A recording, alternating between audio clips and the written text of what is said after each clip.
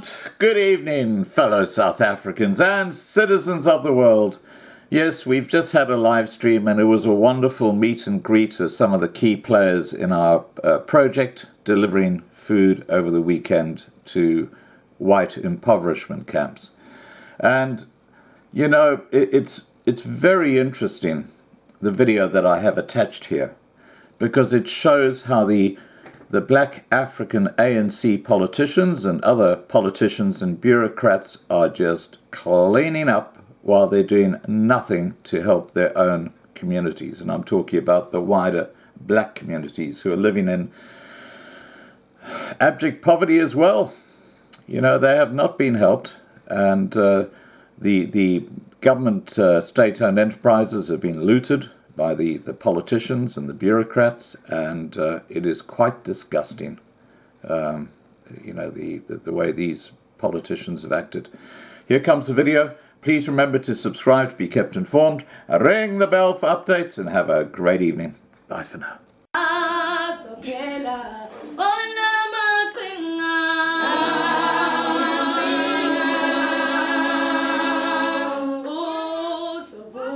Phumzile Gogo has been living in Nkandla for her entire life. She's never stayed in a home with electricity and must fetch water with her donkey every day.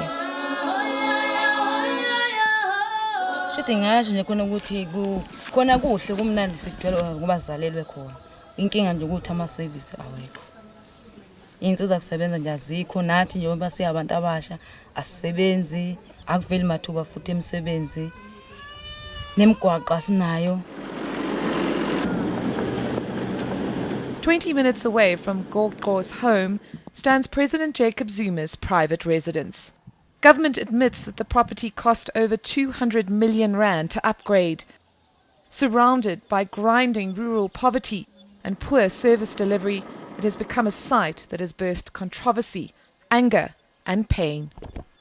Ngiphatha kabuhlungu ukuthi sithi sino president wethu wangakithi wakithi angayi nokuthiwa wakithi ajike yena angazakwazi ukuthi asinakekele sigcinile sihluphe nje ubahlupheka nje la.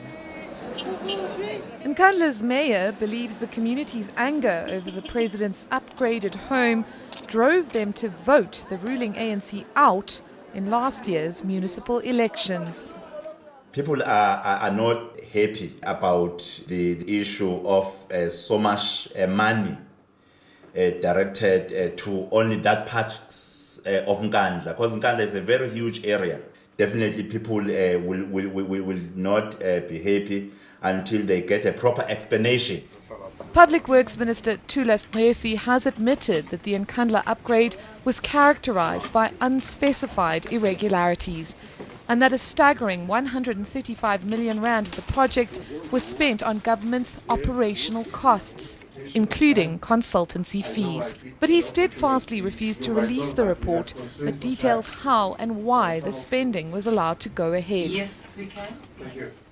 Tandeka Nene is a former maths teacher who reportedly scored the biggest slice of the lucrative Nkandla pie. She counts President Zuma's second wife, Ma Ntuli, among her friends.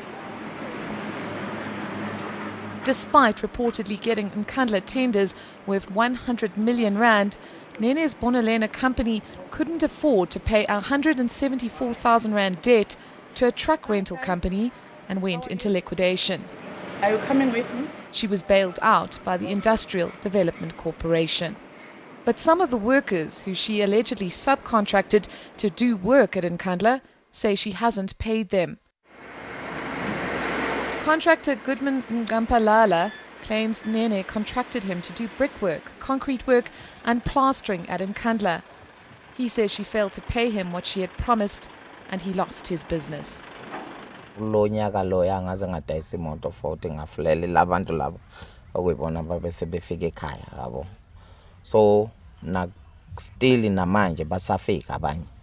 So ngimsendela ama SMS ukuthi ngicela ukuthi at least engikhokhela uhafuze ngikwazi ukuthi nami ngikhokhele laba bantu laba. At least kube yimina ke ngatholi lutho. Azange kwenze lokho. Bangaka abantu? Abantu engibakoletayo is more than 15. Tulani Ndwandwe worked at Nkandla for 8 months. He says workers had to fight to be paid and most often received just 1,000 rand a month, far less than what they had been promised. Awungiphathanga kahle phela mawusuku usebenza uyasheka utanyeza ngizokwenza into ethile mhlawumbe ngizolungisa izinto ethile egcineni ugcina ungafikanga futhi ungatholanga imali nasesisweni ubulambile futhi so nje ngangisho ukuthi bangiphatha kahle. Tandeka Nene agreed to speak to us on the phone but denied claims that she failed to pay her Nkandla subcontractors. The problem with Goodman is that she doesn't know how to count. She says she had to sign a security clause when she won certain Nkandla tenders and can't discuss the work she did there. She's hinted that her debt problems were caused by government departments not paying her on time. Despite court records that clearly show that Nene's business was put under liquidation and proof of the IDC settlement, she denied it all. She brands those who took her to court over alleged non-payment as racists. As a black woman, I can say that it is very tough for us, more especially since construction has been dominated by white males. Now I'm competing with those companies that are big. So I'm a threat to everyone. So for me, it's not a surprise that when I'm there, everyone is trying to pull me down and to destroy me. Nene has at least tried to answer her detractors, but other alleged Nkandla tender beneficiaries are far less eager to explain their involvement in the project. Mrs. Mfeka, I'm Karen Morn from ETV. We've been trying to get hold of you to do an interview with you. Is it possible for you to talk to us? Mrs. Mfeka, please can you just talk to us? We just want to understand what happened with Nkandla. Businesswoman Pamela Mfeka reportedly won an Nkandla construction tender worth 47 million rand.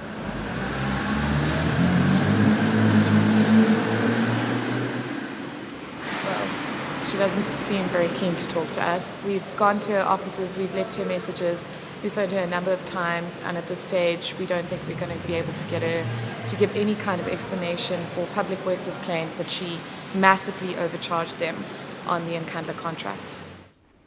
Public Works Minister Thulas Ngesi has made it clear that government's own regulations demand that contractors can't add anything more than 20% to their costs. But he's admitted that this rule was flouted during the Nkandla upgrade. Neither Mfeka or Nene would address these claims. Ngesi has promised South Africa that government will take action against those responsible for the Nkandla debacle.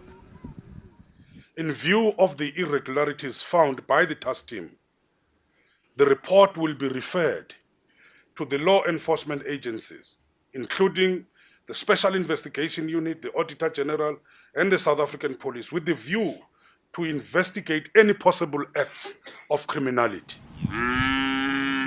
Despite those promises, it appears that no one has been charged over the massive overspending and financial malpractice that defined how government conducted its Nkandla upgrade.